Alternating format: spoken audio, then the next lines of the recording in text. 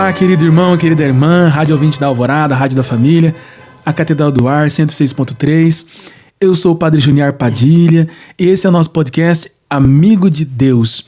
Aqui nós tratamos sobre questões da vida espiritual, questões muito importantes para a nossa vida, na verdade, são as questões que dão sentido à nossa vida. E nós estamos iniciando um mês muito especial na igreja, o mês vocacional.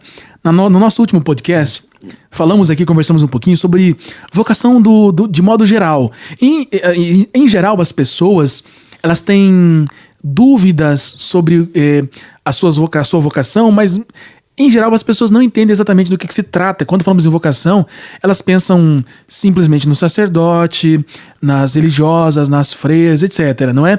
E nós vamos ver ao longo de todo esse mês, que são muitas vocações na igreja, são muitos modos de viver a vontade de Deus para nós, o plano de Deus para nós, e de sermos santos. Sabemos que uma vocação específica é um meio que Deus escolhe para nos tornar santos, para vivermos a vontade de Deus. E nós temos hoje, para aqui abrir o nosso mês vocacional, um convidado muito especial, não é? Alguém que eu admiro bastante, não é? Porque já conheço já faz um tempo, não é? É um sacerdote aqui na nossa diocese, o padre Emanuel José de Paula. E ele é natural de Pernambuco, tem uma longa história de serviço ministerial aqui na nossa diocese de Londrina. Ele foi ordenado sacerdote em 2006, já atuou como pároco, como formador do seminário, vigário, autor de livros, e também é mestre em espiritualidade, e também o padre mestrando em direito canônico, né? Já ele vai comentar isso com a gente também, e atualmente ele é o vice-chanceler da nossa arquidiocese, ele atua como auditor do nosso tribunal eclesiástico, não é? Tem muita sensibilidade pastoral, gosto por poesia, fotografia. Ele é um testemunho vivo do chamado de Deus que se renova na sua vida todos os dias. Padre Emanuel, seja bem-vindo aqui ao nosso podcast. Obrigado, Padre Junior. Deus abençoe. Obrigado pelo convite. Muito bem. E, Padre, aqui eu falo para as pessoas nesse nosso programa de direção espiritual que a primeira pergunta que a gente faz na direção espiritual para as pessoas é sempre quem ela é, né? Isso. Sobretudo quando a pessoa chega, né? O senhor que é mestre em espiritualidade, o senhor estudou espiritualidade na Colômbia, é isso? Isso, em Bogotá, não é? Uhum, exato. Então, quando a pessoa chega, eu simplifiquei para as pessoas aqui no nosso podcast que a direção espiritual é um modo que nós olhamos Deus atuando na nossa história, ao longo da nossa história, ao longo da nossa vida, e o diretor espiritual nos vai ajudar a como corresponder ao que Deus nos pede hoje. Então a gente olha o nosso passado, vê Deus atuando, né? O diretor espiritual nos ajuda nisso, na nossa história, na nossa biografia, e depois agora tem um olhar no presente, um olhar para o futuro. O diretor espiritual nos ajuda a como corresponder àquilo que Deus nos está pedindo no hoje da nossa vida. Então a primeira pergunta que eu faço ao senhor aqui, né, para começarmos essa nossa conversa é: quem é o Padre Emanuel? Primeiro tem uma coisa interessante, né? Os teus pais se chamam José e Maria. Sabia dessa, Everton? Sabia? José e Maria. E Emanuel o que significa Emanuel, padre? Deus conosco. Pois né? Deus cara. Está então, conosco. Olha que coisa maravilhosa. O padre é Jesus, não é à toa que ele é padre, não é? O pai é José, a mãe é Maria. Mas quem é o Padre Emanuel? Eu sou o 10º filho de uma família de 12. Nós somos em 12 irmãos, somos hoje 11 vivos, porque um faleceu quando era bebê, e então são 10 homens e 2 mulheres no contexto da família. Eu nasci em 78, né, em Pernambuco, na cidade de Panelas. Panelas na cidade? Panelas, isso. Caramba, que nome diferente. E, padre, mas e o sotaque? Perdeu? Como é que foi isso aí? Perdeu onde o sotaque? Perdi não. Ah, não. A gente tira do bolso agora, né? Tá aqui, ó. Eu assim perdi, né? Mas como eu vim pra cá, eu tinha 10 anos, então acho que esse sotaque já permaneceu aqui do Paraná mesmo. Uhum. Exato. Tá certo, muito bem. Então, o Padre Emanuel, um filho entre 12, não é? Isto. E o senhor tem quantos anos? Eu estou com 46 agora. 46. Poxa, o senhor é super novo, caramba. Eu achava que o padre já tinha bem mais, né? Não, bastante 46. jovial, né? E o senhor entrou no seminário bem novo? Como é que foi isso aí? Novo, eu entrei com 16 anos, né? Seminário menor? Menor, exatamente. O reitor era o padre Joel, lá no Jardim do Sol. Ah, seminário menor. Isso. Mas a minha vontade de ser padre já veio quando eu tinha 6 anos. 6 anos? Eu já tinha essa vontade. Claro, uma criança não sabe o que é um padre com 6 anos, né? Uhum. Mas com 6 anos eu falava que queria ser padre. Eu falava assim para minha mãe quando ia à missa, né? Que nós íamos à missa uma vez por semana, lá no Pernambuco. Aliás, uma vez por mês, que era um pouco longe, eu era criança também. E eu falava assim, um dia eu vou estar no lugar daquele homem, né? Falava isso com 6 anos. Claro, como eu falei, criança não sabe discernir as coisas, né? Mas eu falava, um dia eu vou estar no lugar daquele homem. É mais como um desejo que aparecia mesmo, Isto. né? Aí fui crescendo, vim para cá com 10 anos, né? Para Londrina, na Maravilha, Distrito Maravilha. E comecei a atuar na igreja com adolescentes, jovens, fui procurando um pouco mais a igreja, e depois mudamos para o Patrimônio Regina, onde meus pais moram até hoje, e lá eu encontrei o padre Hildo Borges Valadão, né, que ele era pároco da região até naquele momento. E então fui procurar o seminário, ele me orientou a procurar Paulo VI. E aí, então, comecei a procurar Paulo VI, e depois que eu entrei, ele começou a ser, então, meu diretor espiritual. Certo, Começou aí a muito... minha caminhada de direção espiritual com o padre Hildo. Com o padre Hildo. Tá certo. O senhor é padre, né? O senhor é sacerdote. E então, o senhor como percebeu o chamado vocacional desde pequeno, aquilo que nós vemos, por exemplo, lá em Jeremias, né, na Sagrada Escritura, que desde o ventre da nossa mãe Deus nos chama, o senhor compreende que é assim mesmo a vocação sacerdotal? Ou nem sempre é assim? No seu caso foi assim? O senhor entende que desde o ventre da mãe, da sua mãe, Maria, né? Deus te chamava ao sacerdócio? Sim, eu entendo que foi assim, né? Que é assim, aliás. Porque no meu caso, por exemplo, com 6 anos, eu tinha um desejo ardente de ser padre, né? De buscar, conhecer, enfim. E fui atrás, né? Com 14 anos, fui conhecer o Paulo VI. Fiz um ano inteiro de encontro, com 16 eu entrei. Mas aqueles que de repente vêm um pouco mais tarde, eu acho que também, por mais que ele já tenha feito uma profissão, uma faculdade à parte, eu creio que aquele anseio fica no coração. E ele mesmo sendo um profissional, alguém que já é formado com 30, 35 anos, essa vontade permanece no coração dele.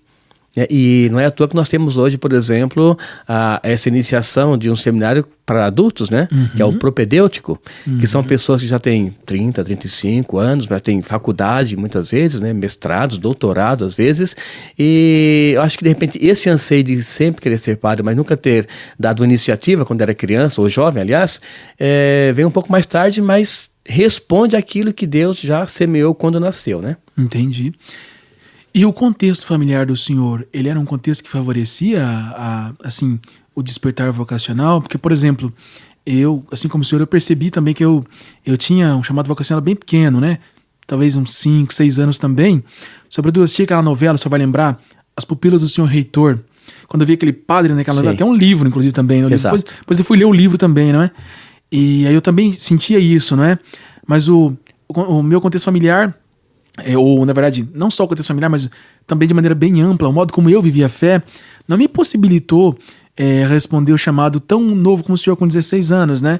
Eu entrei no seminário, eu tinha 21, foi bem depois, eu sou um pouco desses que o senhor falou que entraram depois. Como é que era? Sua família era família de bem de igreja? O senhor já falou que era uma vez por mês, quando estavam em Pernambuco, que participavam da missa. Isto. Mas mesmo que fosse uma vez por mês, como é que era o contexto familiar? Era um contexto que permitiu que a sua vocação se florescesse, amadurecesse? Como é que foi isso? Permitiu, porque a família toda é católica, né? Os pais católicos, atuantes, inclusive, como disse, uma vez por mês, porque era um pouco longe e minha mãe, com aquele monte de filhos, não tinha como também levar todo mundo para a igreja, né? Porque eu sou o 10º. Então, quer dizer, todos estavam mesmo que ali na minha idade, mais ou menos, né? Mas meu pai católico, meus irmãos todos católicos, então isso favoreceu esse clima, né? De buscar aquilo que eles já buscavam, desde os avós, por exemplo, né? Então, eu creio que o clima da família, o tempo que eu fui inserido, isso colaborou muito para que eu pudesse enxergar, né, na igreja esse caminho que eu já tinha o desejo de seguir. Então não colocaram nenhum empecilho, nem teu pai, nem tua mãe? Nenhum empecilho, nem né? os irmãos, aí os 10 irmãos? Não. Poxa, que interessante, interessante, viu, padre? Muito interessante, é uma grande graça. Eu até trabalhava com algodão no tempo, né, que colhia algodão. Ah, o senhor colheu algodão? Colhia algodão, opa. Caramba, mas em Pernambuco? Não, aqui no Paraná. Aqui no Paraná? No Patrimônio Regina, né? Patrimônio Regina. Colher caipir soja, milho, algodão, trigo. Você trabalhou com tudo isso? Feijão, sim. Antes dos 16 anos, padre? Eu comecei a trabalhar eu tinha 7 anos quando ganhei a minha primeira enxada. Caramba, o Everton até hoje nunca pegou numa enxada, padre. Pois viu? Eu ficava carpir no terreiro lá no Pernambuco, né? Quando eu cheguei aqui com 10 anos, já fui trabalhar no rami, que era uma planta de fazer roupa, né? Fazer tecido. E 10 anos, 12, 13, 14, 15, sempre trabalhando na roça, né? Entendi. Então, quando o senhor ingressou no seminário com 16 anos, o senhor assim, não ingressou assim, como os jovens de 16 anos hoje, por exemplo, que estão lá, sei lá, jogando videogame, redes sociais, internet. Isso nem tinha também na época, né? Não tinha. Então o senhor já tinha trabalhado, né? Já. Eu acho que isso conta muito, né, padre? Conta bastante, sem dúvida alguma, né? Puxa vida. Por exemplo, eu trabalhava o dia inteiro, das 7 até 17 horas, aí a gente chegava em casa às 17h20, tinha que tomar banho aí em pouco tempo, né? Porque nós éramos em vários irmãos, e eu tinha aula lá no Patrimônio Espírito Santo às 19 horas. Então, e a pé, inclusive, né? Uns 4 quilômetros. Caramba. Para ir, mais 4 para voltar, é claro. Então, isso fez parte da minha história sempre. Uhum. Entendeu? Muito bem, padre Emanuel José de Paula. Estamos conhecendo o padre aqui no nosso podcast, Amigo de Deus. E o padre, claro, como todo padre, como todo sacerdote, é um amigo de Deus. Padre Emanuel, então, o senhor ingressou no seminário com 16 anos, não é? Isto. Ali, a gente sabe que o senhor foi reitor de seminário também, não é? Foi. O senhor foi reitor de seminário. A gente sabe que os jovens, eles têm muito medo, né? Pelo menos hoje em dia é o que a gente percebe, né? Sim. Eu também tive um receio, mas assim, sempre bate na nossa porta quando a gente tá tomando aquela decisão, né? Vou, não vou, vou, não vou, vou, não vou. O senhor teve medo de ingressar no seminário, de deixar a casa, né? Ali a família e responder a esse chamado que o senhor disse que já estava ali desde pequenininho, que o senhor já sentia esse impulso, esse desejo de ser um sacerdote. Quando o senhor foi dar o seu sim para entrar no seminário, o senhor teve medo? Não tive nenhum receio. Muito foi bem. Tranquilo. Ali no Regina mesmo, Patrimônio Regina, morava pertinho lá então. E as missas todos os sábados, por exemplo, eu pegava minha bicicleta monareta. E eu tinha certeza, né? Chuva ou sem chuva, eu estava lá na missa, porque eu tinha esse anseio dentro de mim, né? Eu tinha esse desejo. Então, para mim, foi sempre uma conquista, né? Sim. Cada missa que eu ia, eu estou mais perto daquilo que eu estou procurando. Então, de verdade, nunca tive, assim, alguma dúvida, algum receio. Não, eu fui fazendo todos os processos que se pede, é claro, né? Como falei agora há pouco, um ano de formação, né? Um ano, aliás, de encontro vocacional. E nessa caminhada toda, cada vez mais eu tinha certeza, né? O senhor ia pra missa de bicicleta? De bicicleta. De monareta. Isso. Meu sonho é ter uma monareta, viu, padre? Sério, né? Pois é, não tô brincando, não. Eu tinha uma monareta verde. Sabe por que eu chamei? Tá cara essa bicicleta hoje em dia? Hoje é muito caro, Nossa, né? Porque é relíquia. Sim, mas essa coisa é interessante, sabe? Do senhor ir de bicicleta, não é? Isso diz que a participação na missa cada vez mais aumentava o desejo que eu tinha no coração já, não é? Porque a vida do sacerdote, todo mundo sabe, né? Ela tá muito unida à missa, que é o sacrifício de Cristo, né? É o mistério pascal que celebramos na missa, na vida do sacerdote, tá muito unida à missa, né? O centro, não apenas da vida do sacerdote, o centro da vida de todo cristão é a missa, né? Sim. Tudo, como diz lá o Concílio Vaticano II, né? A Sacrosanto Concílio número 10, ela é o centro, né? E o ápice da vida cristã, né?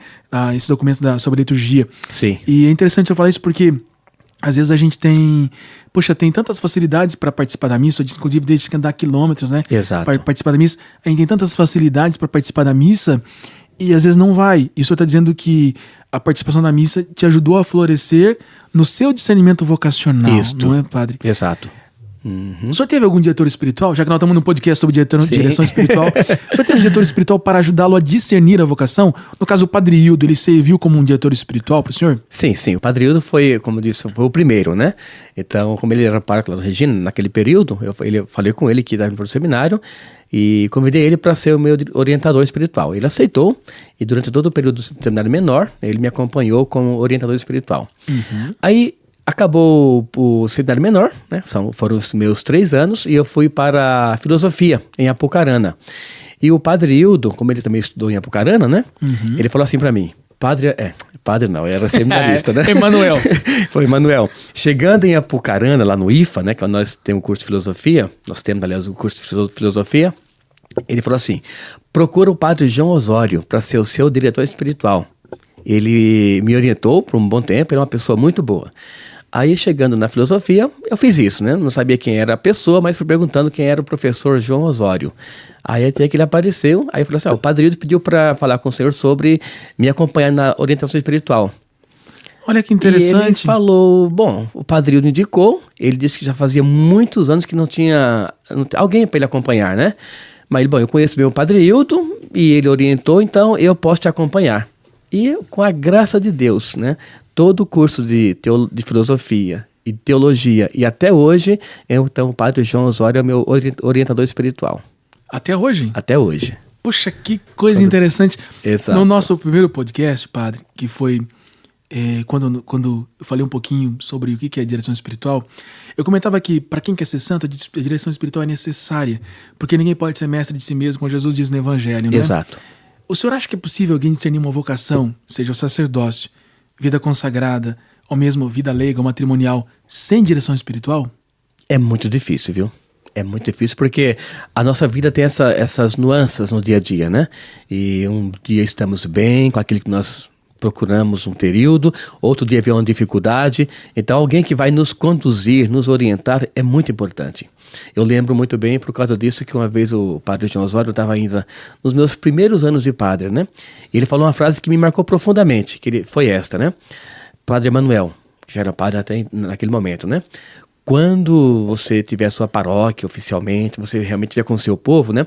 O segredo é muito simples. Ame o seu povo. Então, essa frase marcou profundamente a minha caminhada de pároco, né?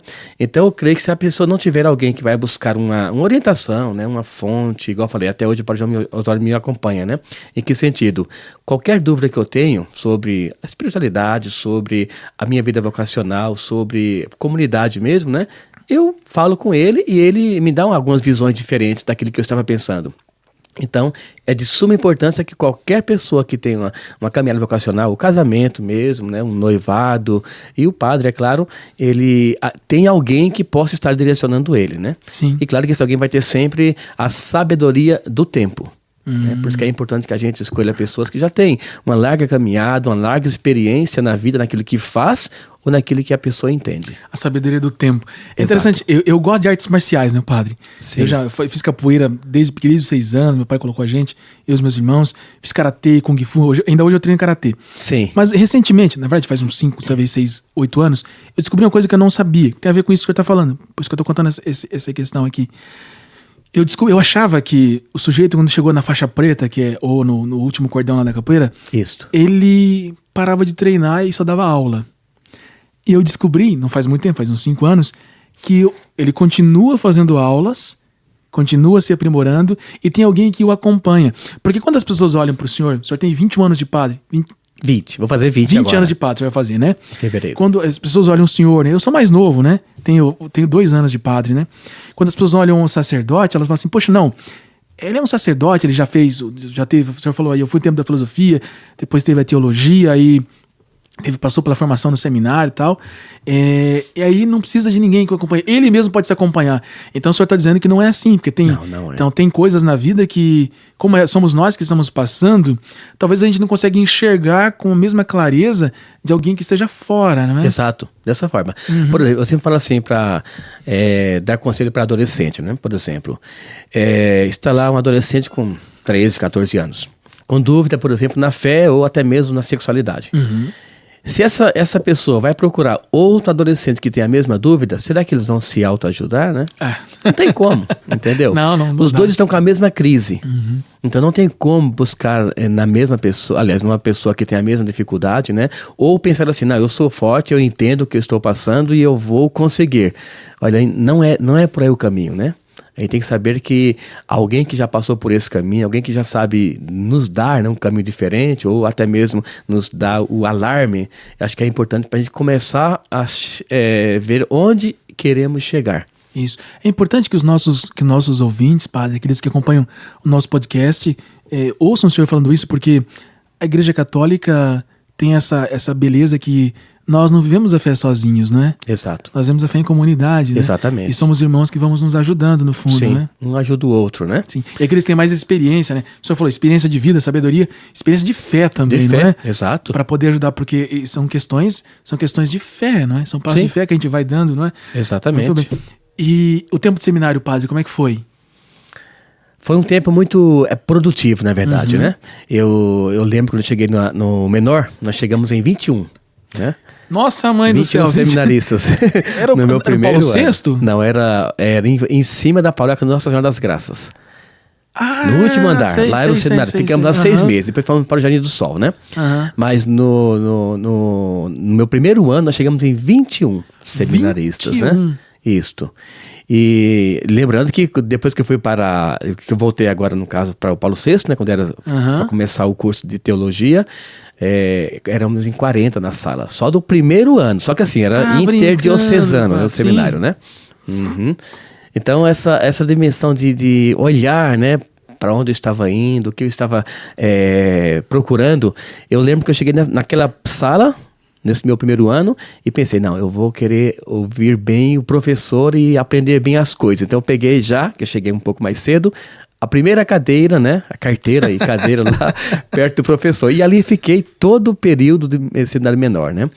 Mudamos para o Jardim do Sol, também lá ocupei sempre essa primeira cadeira, né? Então eu sempre tive essa vontade de aproveitar bem aquele momento que eu estava passando. Que interessante, padre. Aproveitar bem aquele momento que eu estava passando. É um bom princípio de vida, né, padre? Sim. Sobretudo para um sacerdote, né? Sim. E o senhor tem um perfil assim, que eu poderia dizer, o senhor tem uma tendência, pelo que eu percebo, né, do que eu conheço o senhor, de aprofundar bem nas coisas, né, de ser profundo. E agora eu compreendo, né? Isso não é algo que veio de agora, já tá aí. Não, já um perfil, né? É um jeito de ser. Um perfil, né? eu creio que seja. É um como jeito você de está ser. falando aqui, Sim, por me conhecer e perceber Sim, isso, né? É um jeito de ser. Muito legal, padre, muito legal, Sim. muito legal. Muito bem. E padre, então, um sacerdote, ele não, como dizia o Dom Albano, né? Ele não cai do céu, né? Exato. Assim, as pessoas acham que as pessoas falam assim, o fulano vai virar sacerdote. Não é assim, a gente vira, não. Não. É uma vocação, que a gente passa por um processo, não é? Exato. Processo. E muitas das pessoas que nos ouvem, padre, elas às vezes não sabem muito bem que isso é um processo. E a gente tem, e eu aprendi isso no seminário desde quando eu entrei, né? Quando a gente entra no seminário, tá certo que a gente vai ser padre? Ou é um processo que a gente vai aprofundar o discernimento? Como é que é isso, padre? É um processo que vai conhecer e aprofundar o discernimento, né? Nunca é uma certeza. Aqui eu volto do Dom Albano, que eu gosto muito do Dom Albano, né? Eu convivi muito com ele. Inclusive nós tínhamos um grupo que nos reuníamos uma vez por mês, né? O grupo dos padres salesianos. Ele que era o mentor desse grupo e todo mês nós saímos para uma cidade diferente ou uma paróquia diferente e fazíamos um encontro de um dia inteiro, né? E ele sempre falou assim, isso não só nesse grupo, mas também no seminário, né? Ele dizia assim, olha, vocês estão aqui, por exemplo, em 21 alunos, 21 seminaristas, mas tenho certeza que não teremos daqui a algum tempo 21 padres. Ao menos dessa turma integral, não. Ele falava, né? Só que ele dizia ao mesmo tempo que não era questão de ficar preocupado por conta disso, porque ele falou assim, olha, o seminário é um momento de discernimento. Então, você estudou 3, 4, 5, 8 anos, não quis mais, discerniu que não é aquilo que você estava procurando. Ele falava assim, não tenha receio, saia, volte para casa, procure um trabalho, forme a sua família, porque ele falou assim, eu tenho certeza que o seminário te capacitou para ser um bom cristão e em cima desse um bom cristão, um bom pai de família, por exemplo. Então ele falava, se você aprendeu isso no seminário, ser de repente um bom pai de família, ter sua família, ter seus filhos, amar seus filhos, ser uma pessoa que está caminhando na igreja, o seminário já cumpriu o papel dele também. Então é um processo, é uma caminhada, não significa que entramos em tanto, vamos sair tantos padres, né? Não é por aí. Porque geralmente as pessoas acham isso, né? E quando o fulano sai do seminário, né? Você fala, fulano não aguentou. A pessoa fala isso, não aguentou. Não aguentou. Não é que não aguentou, é um discernimento, né? Então não basta, a gente aprende isso no seminário, né? Não basta que o sujeito tenha um desejo de ser padre. O desejo conta. Mas às vezes a pessoa tem o desejo, mas não tem vocação. Exato. E às vezes ela não tem o desejo e tem vocação. E aí, por isso que é importante o discernimento. E aí o orientador espiritual... Isso, fundamental. Ele ajuda, né? Aí que entra esse papel importante da sua primeira pergunta, né? Fundamental é aquele que vai acompanhar, ele vai ver suas crises, suas dúvidas, suas dificuldades, vai dizer, não, realmente você veio para cá, mas não é esse o seu desempenho espiritual. Talvez... Né, como um empresário, como um bom pai de família, você vai ser melhor, né? Então, esse discernimento tem que ser palpado no dia a dia, né? E o senhor fez mestrado em teologia espiritual, né? Isto. Por quê, padre? Uma área que eu gosto bastante, né? Por exemplo, eu gosto muito de fazer leituras, Thomas Merton, por exemplo, né? Inclusive, na minha tese eu coloquei um pouco sobre ele, né? Sua tese foi sobre o quê? Sim, sobre a espiritualidade presbiteral, né? Ela é voltada para a espiritualidade dos padres mesmo, né? Eu fiz um estudo sobre os padres, né? Em relação aos que continuam e aos que deixaram o ministério, né? As causas. Então, tanto que o subtítulo é Desafios da Espiritualidade presbiteral no mundo pós-moderno, né? Então eu coloquei essas questões, por que o padre permanece, por que o outro sai, qual que é a falta, né, que aconteceu que o padre de repente deixou o ministério, mesmo às vezes tendo vocação. Então eu foquei um pouco nesse sentido, né? O senhor foi reitor, o senhor foi diretor espiritual do seminário também? Sim, já fui também. Nossa, o senhor foi muita coisa, padre. Não, foi meu reitor, que pena, né, padre? O senhor não foi meu reitor, né? Puxa vida, mas tá bom. E é desafiador ser reitor? Como é que é ser reitor? Porque uma coisa, o senhor comentou um pouquinho, como é que era o padre Emanuel enquanto seminarista, enquanto vocacionado, enquanto seminarista, enquanto reitor e diretor espiritual. Porque uma coisa é a gente ser acompanhado, outra coisa é nós acompanharmos alguém. Exato. O reitor e o diretor espiritual são figuras diferentes. Exato. Mas são figuras que tratam da vida espiritual, também da vida formativa dos futuros sacerdotes. Então, como é que foi essa experiência na vida do senhor? É um grande desafio, na verdade, viu? Só que é uma coisa muito, assim, muito agradável, falando de maneira espiritual, né? Porque você vai estar trabalhando em prol de alguma coisa que vai, no futuro próximo, né, ter esse retorno para uma comunidade. Só que o desafio é muito grande, né? Eu lembro também que quando eu ganhei quando o bispo me convidou para essa função, na verdade, né, ele falou assim, olha, o seu trabalho é estar no seminário.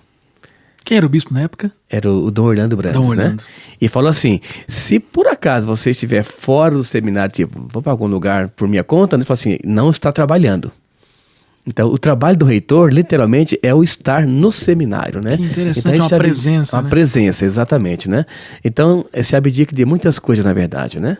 Só que é uma coisa muito gratificante, como falei, porque você acompanha aqueles jovens, né, que vão estar aí trabalhando a sua vocação, a sua pessoa, né? E você vê que ele passou de um estágio para outro, vai para outro curso, vai para outro seminário, no caso filosofia ou teologia. Até hoje temos alguns padres do meu tempo, inclusive, né? Isso é importante porque você percebe que, não é claro, não é você, não é a pessoa do reitor, né? Mas é a função que ele exerce em relação àquilo que um bispo, né, em uma diocese confiou para o seu trabalho. Então, é interessante o senhor falar isso, porque já vi alguns leitores falando isso, não é? É interessante que essas questões que são mais internas do processo de formação ao sacerdócio, nem todo mundo sabe, né? Inclusive as pessoas que estão nos acompanhando, às vezes elas não se deram conta, não viram como é que são essas coisas, mas treme a perna, padre, quando, por exemplo, o bispo chega... Gostaria que o senhor fosse reitor, porque, como o senhor falou, estamos pensando em todos aqueles padres que vão vir e as comunidades que eles vão atender. Isto. Treme um pouco a perna, treme mais a perna do que quando vai ali nas portas da ordenação sacerdotal. Sim, sem dúvida, né? Sim, sem dúvida alguma, esse termo, né, tremer as pernas, né? Porque é um grande desafio, né? Uma coisa é você estar numa paróquia, por exemplo, não vou tirar o mérito de cada um, né? O compromisso. Mas você vai olhar para aquele monte de jovens, por exemplo, saber, não, eu tenho que dar uma maneira, né, de qualificar o que eles vieram buscar aqui no seminário, por exemplo, né? Até porque qual que é o grande desafio, na verdade, né? É saber que cada pessoa ali, literalmente, né, é uma, né? E traz dentro dela o quê? Uma história de vida.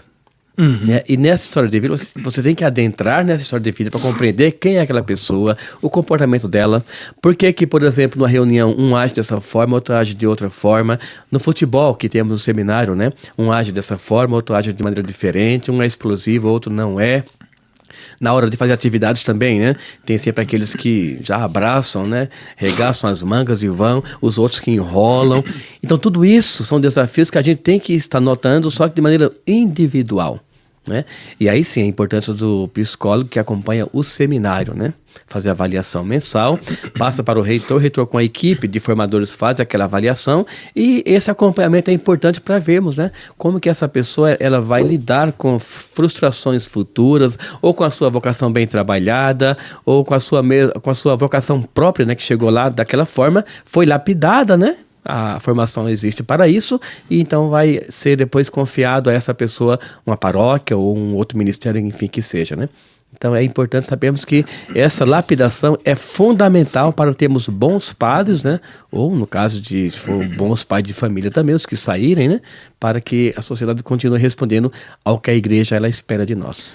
A formação, então, é uma arte, padre? É uma arte, literalmente é uma arte, né, gente? Tanto quanto como reitor, quanto como diretor espiritual. Isto, é sempre uma arte, porque você acompanha aquele jovem, né? Ele vem de uma forma, no sentido das emoções, né? Comportamento, e você tem que adentrar com ele com a ciência da sabedoria, né? A ciência do comportamento, a ciência da fé, a ciência da sexualidade, e vai lapidando, né? E claro, cada lapidação você espera a reação. Você vai vendo como que a pessoa vai se comportando a partir de uma lapidação. Se comparar com a questão bíblica, né? O ouro, ele é desejado por quê? Porque ele passa pela lapidação, né? Mais do que isso, passa pelo fogo. Então, se você encontra uma pedra, uma pepita de ouro, talvez não reconheça, chute e manda embora. Mas se você encontrar um pingente de ouro, você vai reconhecer, porque ele foi lapidado, foi trabalhado, ele tem valor, né? Ele foi valorizado naquele que ele é. Muito bonito isso, hein, padre? Muito bonito, hein? Então, o seminarista, talvez ele entre ali, não se reconheça o brilho, nem o valor, mas ele vai passando pelo processo de lapidação. Isto. E chega como sacerdote, ou depois, né, até mesmo ali no finalzinho da sua vida, que no fundo a formação continua, né? Exato. Ela é como um pingente, né? Como uma pedra preciosa e que as pessoas reconhecem o valor. Isto, exatamente. E como diretor espiritual, padre? Aí já é um pouco diferente, né, do que como reitor. Como é que é acompanhar futuros padres como diretor espiritual? É também um desafio muito grande, né? Porque o que nós temos de dificuldade sobre isso, muitas vezes? Claro que não é um padrão, né? Mas muitas vezes nós encontramos pessoas assim, ó, padres assim. Aquele pensamento de que, não, eu vou ter alguém que me orienta na dimensão espiritual até o último ano de seminário. Né? Isso é uma pena. Um seminarista no seu último ano de teologia, por exemplo, pensar assim: opa, estou acabando agora, não vou precisar mais de alguém que me acompanhe na direção espiritual. Então, esse é o desafio. Só que quando encontramos algum padre que procura, aí é diferente, aí é uma riqueza. Aí ele entendeu o sentido do que foi lapidado no seminário e que nada está pronto nesse mundo. Nada. Né? Tudo precisa do quê? De uma caminhada. Então, quando o padre fala, olha, eu gostaria que alguém me acompanhasse, né? Então, isso é importante porque você percebe que a pessoa, ela reconhece essa lapidação contínua, porque ninguém está pronto literalmente, né? Precisamos cada dia mais nos movermos para que a graça de Deus continue habitando em nós. É o mesmo que pensar assim, um médico se formou há 30 anos passados, por exemplo, né? Claro, era outro conceito, outra questão de cirúrgica. Hoje é tudo muito diferente. Mas ele, não, eu sou médico e eu vou manter o meu conceito anterior. Ele vai acertar pouquíssimas coisas da saúde da pessoa, porque desses 30 anos, muitas coisas mudaram, tanto na questão da saúde para investigar, quanto no que ele usa no dia a dia também. E o senhor tem que ensinar os seminaristas a rezarem no seminário? Sim. A gente tem a aula, por exemplo, que faz com que eles compreendam o valor, né, de buscar a oração. Então não é literalmente, claro que já tivemos casos de pessoas que também não sabiam muitas vezes a oração do nosso dia a dia, né? Mas o ensinar é o quê? É irmos na fonte, né? Por exemplo, a liturgia diária, das horas, né? As laudes, né? Liturgia das horas, aliás, é o livro completo com todos os horários que o seminário precisa para nós acender em nós, né, essa chama de Cristo através da palavra, por exemplo. Muito bem. E o senhor, como mestre em teologia espiritual, como reitor que acompanhou os seminaristas, como diretor espiritual, como é que o senhor define direção espiritual ou orientação espiritual? Eu vou usar o conceito do Dom Albano de novo, tá? Até porque eu aprendi dele e eu tento pôr em prática aquilo que eu aprendi dele e eu acho isso muito interessante, né? Inclusive no meu programa Boa Noite, Meu Pai, um dia eu tratei só sobre isso, né? Tem esse episódio em um dos meus programas, que é assim. Ele fala que a nossa caminhada espiritual é como um rio, né? E esse rio, ele, claro, nunca é só retilíneo. Ele é um rio que tem suas curvas, normalmente, naturalmente. Só que nessas curvas, muitas coisas vão se enroscando, vão ficando lá, né? Ele fala que quando a natureza, a água passa ali, faz aquele redemoinho e vai guardando mais coisas, mais sujeiras, né? E se ninguém tira, aquilo vai apodrecendo. E com o tempo, claro, se mistura com a água, né? Cria toda aquela água podre e vai com a água boa. Mas aquele material fica ali rodando, né? Como um redemoinho. Ele fala que nossa vida também passa por esse processo, né? Nós vamos vivendo e vamos guardando muitas coisas ruins. E se não tem ninguém para pincelar aquilo que é ruim na minha vida, eu vou apodrecendo, vou adoecendo. Então, o psicólogo, o diretor espiritual, né? Alguém que tem conduta de vida, serve para isso. Para que, ouvindo a sua história, né, a sua dificuldade, olha, eu percebo que você deixou parar isso no rio da sua vida, na curva da sua vida. Então, o psicólogo, ou orientador, ele vai lá, literalmente, e tira aquela sua dor, aquela sua dificuldade, aquela sua dúvida. E a sua vida continua. Interessante, muito bonita. É algo muito cirúrgico. Sim, muito bom. Eu tinha ouvido o Dom Albano falando isso também há um tempo atrás. Mas como eu disse, eu perguntei para o senhor como é que o senhor entende, porque eu também, como eu disse agora há pouco, eu também precisei fazer a minha síntese, né? Como eu compreendo a direção espiritual. Eu achei muito interessante. Então o senhor vive com o padre, o senhor tem essa consciência, essa concepção do que é a direção espiritual. O senhor atende direção espiritual hoje como padre? Atendo, de paroquianos, né? As pessoas procuram muito? Tem. Ou o senhor precisa estar ali motivando? Porque nem todo mundo sabe o que é isso. Eu não sei se o senhor tem essa experiência. Eu tenho 2 anos de padre, mas eu já percebi isso mesmo, né? A direção espiritual é uma ilustre desconhecida, poderíamos dizer, né? Sim, exato. As pessoas sabem da confissão, né? Sim. E às vezes confundem confissão com direção espiritual. O senhor percebe isso? As pessoas procuram? O senhor precisa estar ali motivando, impulsionando as pessoas a buscarem? Eu reconheço que é algo que não é assim conhecido, como você falou, né? Uma ilustre desconhecida, na verdade. Só que ao mesmo tempo, na minha paróquia, por exemplo, na NIPO brasileira, né? Eu sempre, pessoas que eu acompanho com atendimento, que marca lá, por exemplo, muitas pedem ou perguntam, né? O senhor pode me acompanhar como orientador espiritual? Então tem algumas pessoas assim, hoje tem pessoas que estão procurando já alguém que possa tirar nessas sujeiras que a vida vai acumulando. O senhor tem muitas pessoas que o senhor acompanha? Tem 6 pessoas que acompanham, sim, mensalmente. Está aberto? Porque daí o pessoal aqui, eu tenho entendido que as pessoas precisam de diretores espirituais, precisam procurar diretores espirituais. A pessoa precisa ter um certo carisma também, né, padre? Sim, exato. Nem todo mundo consegue fazer esse acompanhamento que o senhor está dizendo, né? Então, olha, procure o padre Emanuel, isso é pároco da NIPO, né? Isso, paróquia pessoal NIPO brasileira. Paróquia pessoal.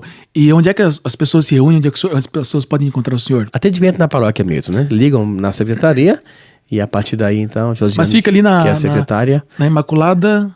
Na rua Belo Horizonte com a Rua Tupi. A Imaculada Conceição. Imaculada Conceição. É a mesma paróquia. Que é uma paróquia para 2 comunidades, né? Mas o templo é o mesmo, né? Certo.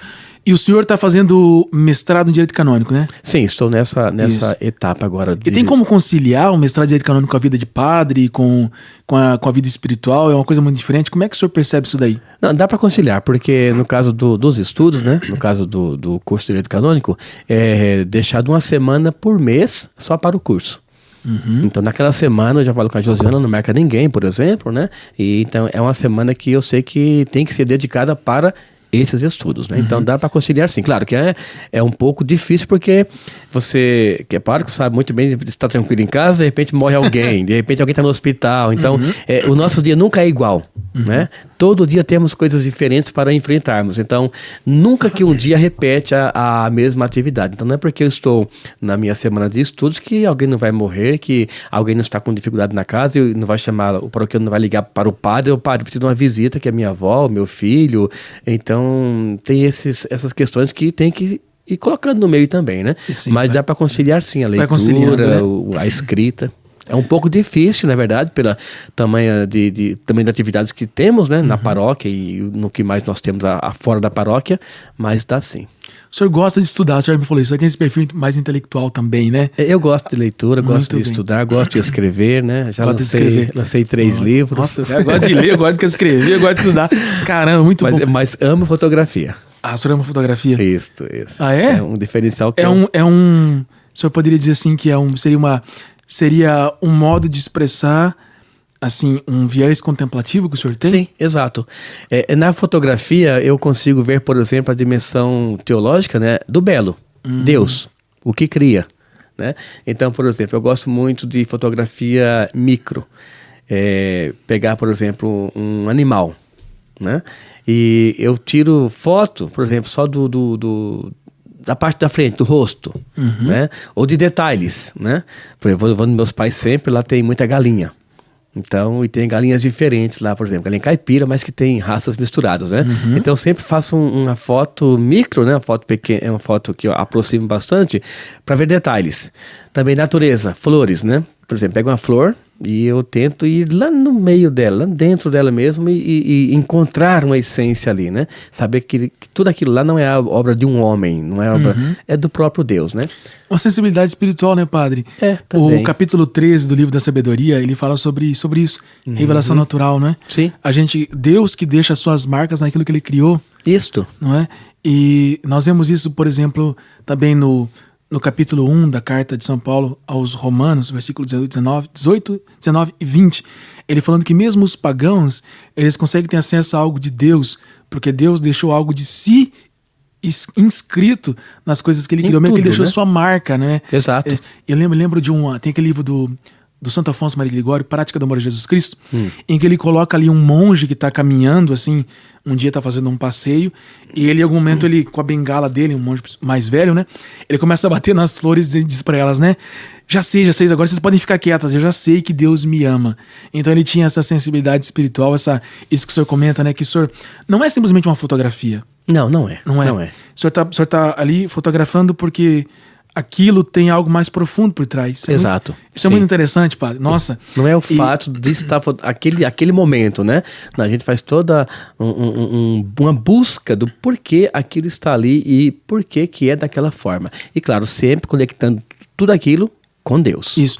É interessante que depois alguém, quando for olhar algo que o senhor fotografou, de alguma forma a pessoa pode captar isso. É como se o senhor estivesse dizendo para as pessoas: eu, como sacerdote, como filho de Deus, né? Como homem de Deus, vejo isso nisso. Sim, exato. E aí, de repente, o senhor também quer, como sacerdote, fazer essa ponte para que a pessoa também consiga perceber Deus naquilo, né? Sim, exatamente. Muito interessante, viu, padre? Muito interessante. Nós estamos aqui, então, com o padre Emanuel, não é? E estamos aqui, para mim é sempre uma alegria, eu aprendo muita coisa com o padre Emanuel, não é? E, padre, o senhor tem um ministério um pouco exigente, bastante sério e profundo, não é? Sim. Que é o ministério de exorcista, não é? Exato. Como é que o senhor chegou a tornar-se exorcista? Porque algumas pessoas, eu uso batina, né? Algumas vezes as pessoas, né, vão conversar comigo aí elas perguntam: o senhor é exorcista? Aí eu falo: não, né? Eu não sou, né? Porque elas têm um tipo de um estereótipo, né? Padre, geralmente os exorcistas, nos filmes, pelo menos, não tem nada a ver, né? Mas nos filmes são aqueles padres mais heterodoxos, meio esquisitos. Isso. Acho que as pessoas me acham estranhas, viu, Everton? E aí me pergunta se eu sou exorcista. E o senhor é exorcista, de fato, aqui da nossa diocese, né? Sim. O senhor podia contar pra gente como é que foi que o senhor tornou-se? É muito tempo? Como é que é isso? Porque, veja, geralmente, um exorcista é um sacerdote. Geralmente, a gente sabe que tem exceções na história da igreja, é um sacerdote. E nós aqui estamos nesse podcast falando sobre vocação ao sacerdócio. O senhor é sacerdote, conta um pouco da sua história para nós. E esse é um programa de direção espiritual também, não é? Isso. E nós sabemos que, às vezes, a nossa vida espiritual, ela tem altos e baixos, ou casos como esses, né? Sim. Então, o que o senhor pode falar para nós sobre o seu ministério como exorcista? Como é que o senhor chegou até aí? Como é que o senhor vive esse ministério? Como é que é isso? Porque eu também tenho, assim, não conheço muito sobre essa questão aí, não é? Sim. Uhum. Também desde de criança que eu tinha vontade desses desafios quando ninguém falava que era medo, algo, pondo medo, por exemplo, de sair de casa à noite, né, e ir até o terreiro, né, e até a varanda. E para mim isso era um desafio que eu gostava. Escutaram um barulho estranho. Aí você ia lá? Eu ia lá. Caramba, meu. Pegava na varanda. Eu saía correndo, era mesmo. Eu acho que eu não sirvo para exercício, eu sou covarde, ué. Não, então eu nunca tive esse medo, né? Quando eu tinha 11, 12 anos, que eu, como falei agora há pouco, morava lá no Patrimônio Regina, e nas proximidades, eu estudava no Patrimônio Espírito Santo. E eu também saía do colégio 22h30, né, quando acabava a aula. Caramba. Com a minha monareta. Ali no Patrimônio Espírito Santo, Espírito né? Santo. Ali é e eu andava em torno de uns 6 quilômetros, né? Com a minha monareta. Porque ali tinha árvore, tinha Então, eu passava no meio de uma mata, inclusive, né? Caramba. Dava mais ou menos uns 800 metros somente de mata. Eu só via mesmo a linha, né, dos carros que passavam. Ia com a lanterna, um farolete, né? Não, só meu olho mesmo. Caramba! De lanterna, né? Então, e pra mim isso era uma coisa gostosa, a aventura. Eu ia até certa altura com os meus irmãos, né? Com a turma da escola também. E depois eu pegava um outro caminho e ia sozinho. Que é que eu morei 2 anos em uma outra família por causa do meu trabalho, né? Que era a horta naquele período, Moranguinho. Então, isso para mim era uma aventura, não tinha medo algum, né? Até no meu livro eu conto, né, que em uma dessas minhas viagens... Qual livro, padre? Esse livro que eu lancei por último agora, que é sobre a minha vocação, quando eu fiz 15 anos de padre, né? Ah, qual que é o título?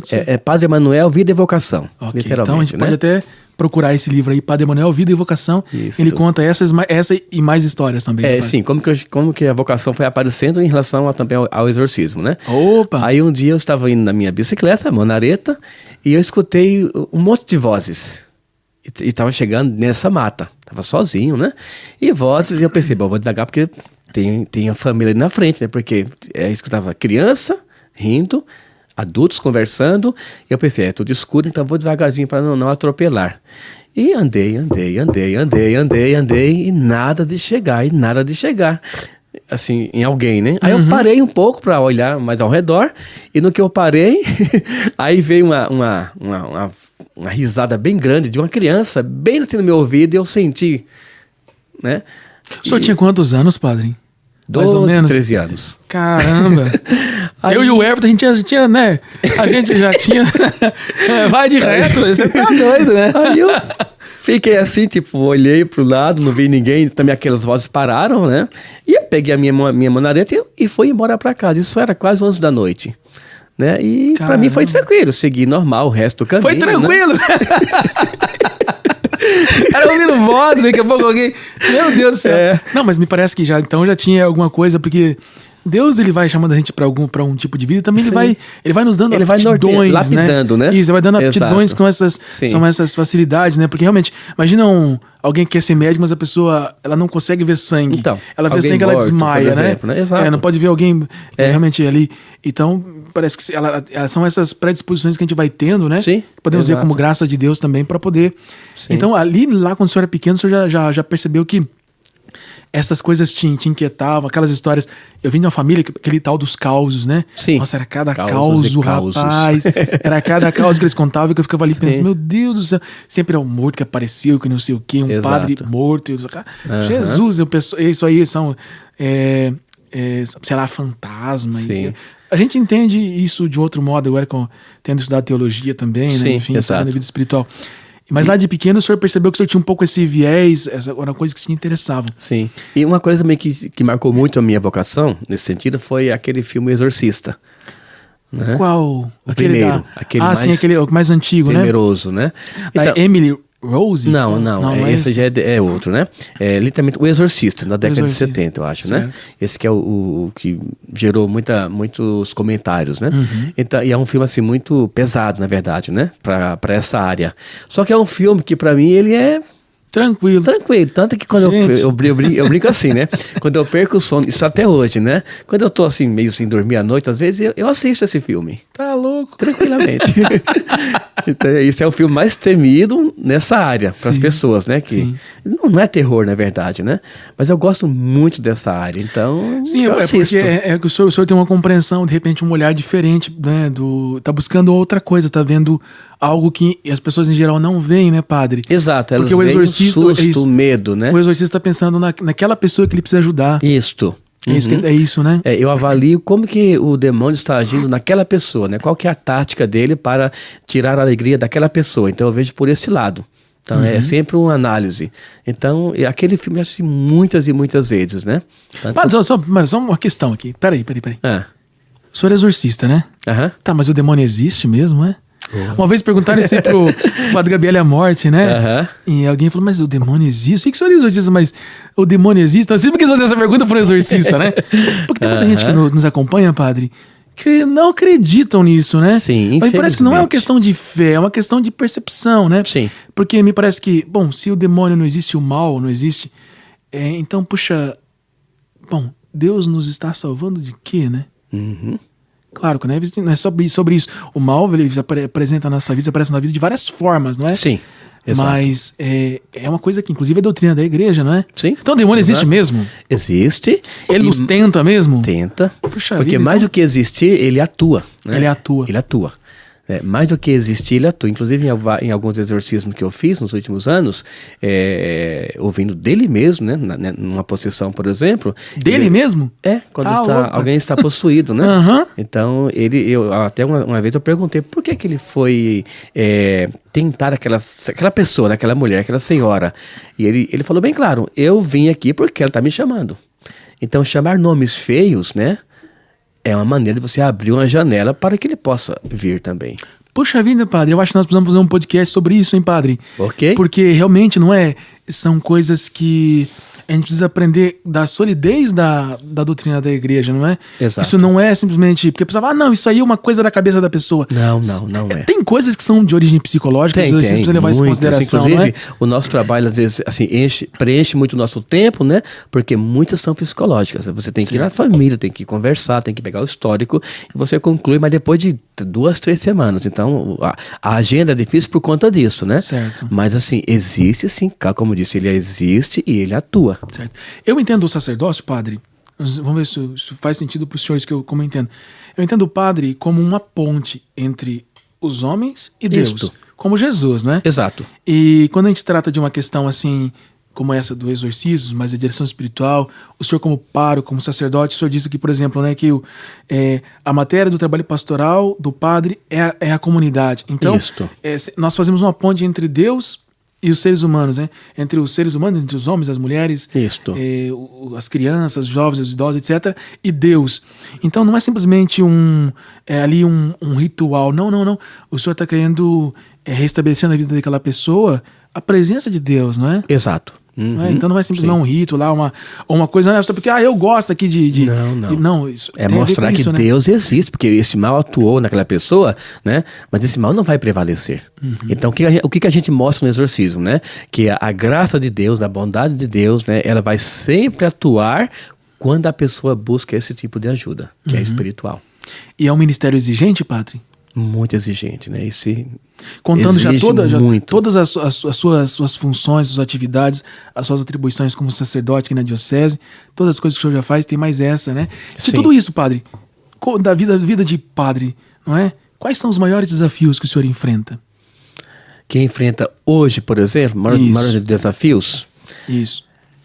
acho que é a gente levar avante aquilo que a igreja espera de um padre, né? Porque nós somos pessoas, nós somos frágeis também, na verdade. Né? Toda pessoa tem essa condição de fragilidade, né? Então a gente tem que se levar uma vida de tal forma que não que alguém busca a perfeição, não existe perfeição, na verdade, na condição humana, né? Certo. Então a gente tem que fazer o possível para que a nossa conduta, a nossa palavra, o nosso modo de ser seja realmente condizente com o evangelho. Então, esse é o grande desafio de todos os padres, na verdade, né?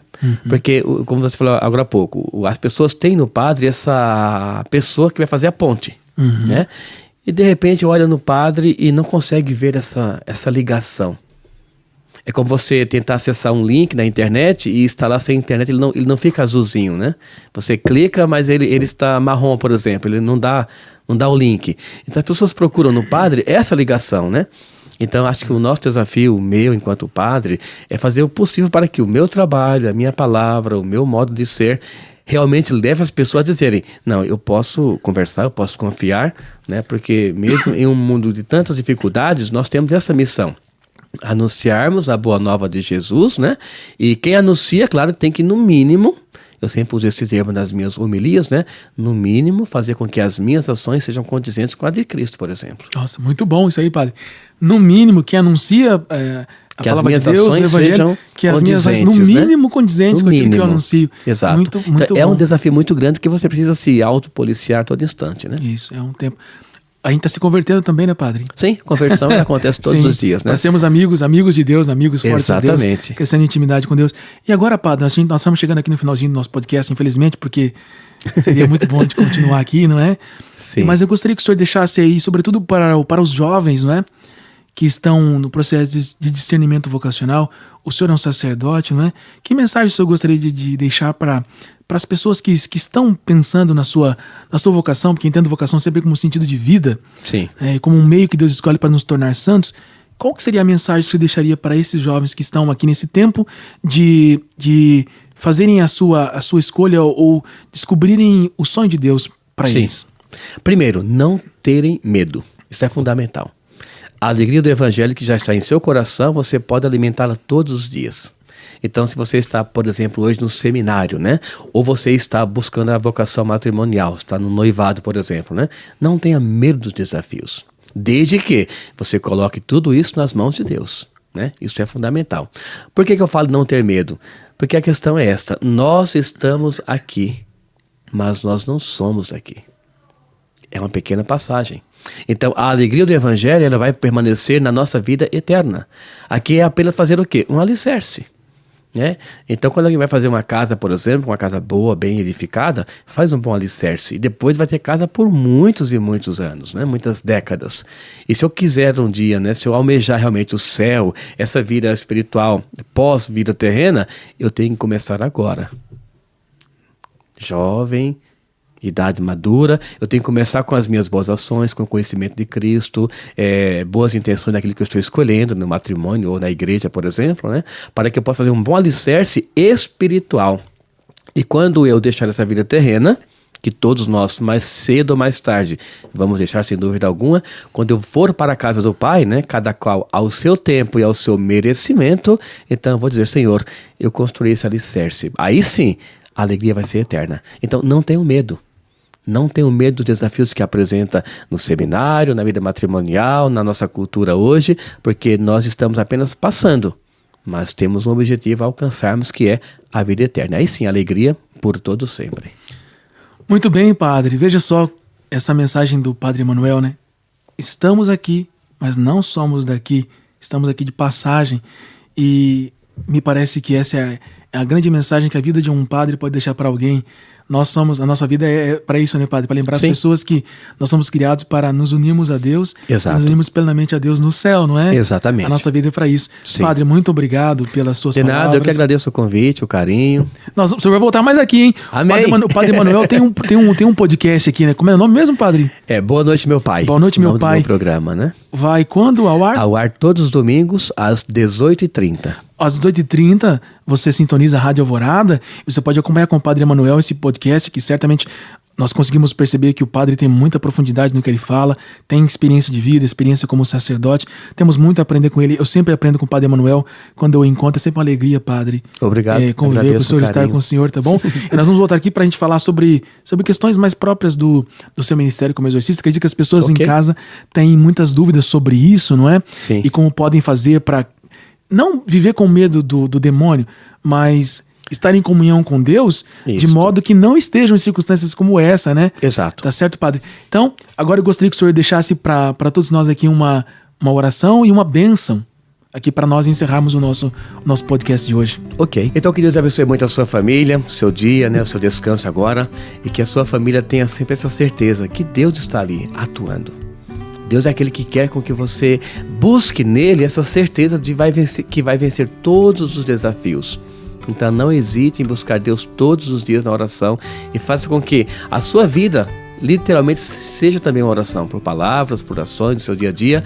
E claro, confiando em Deus, toda a nossa vida vai ter sempre um sentido diferenciado naquilo que buscamos em Deus ou naqueles que Ele deixou para nos auxiliar, que são os santos e santas. Então que Deus sobre você, a sua família, a bênção do Deus Todo-Poderoso, Pai, Filho e o Espírito Santo. Amém.